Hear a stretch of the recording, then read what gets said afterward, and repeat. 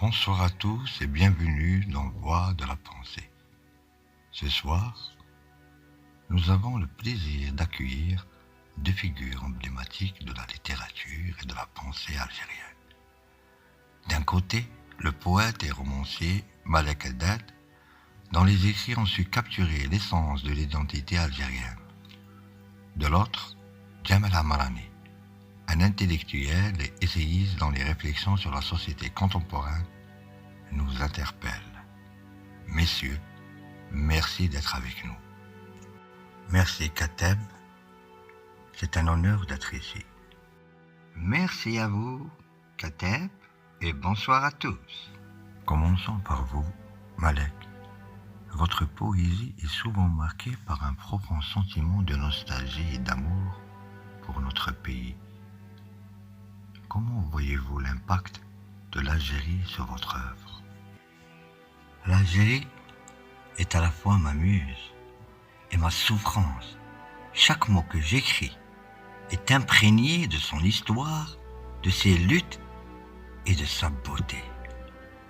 Ma poésie tente de traduire cette dualité entre l'amour et la douleur, la joie et la mélancolie. L'âme algérienne est complexe et je m'efforce de la capturer dans mes vers.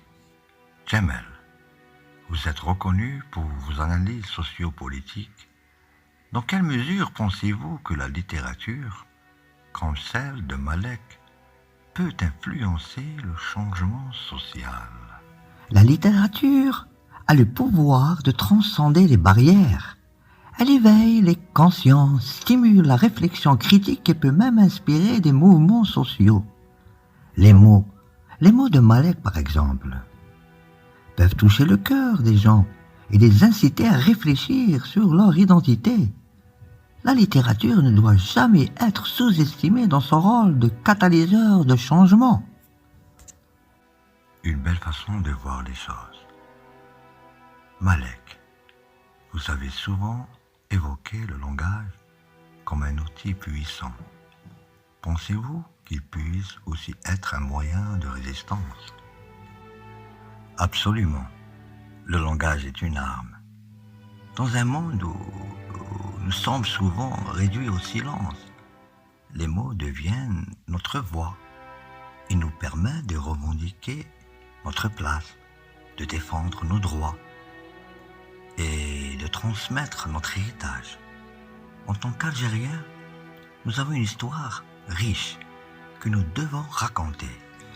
Les jeunes sont les gardiens de notre patrimoine, mais ils sont aussi les architectes de notre avenir. Ils doivent apprendre de notre passé tout en s'appropriant les outils modernes pour s'exprimer. La culture évolue. Il est crucial qu'ils participent à cette évolution avec créativité et audace.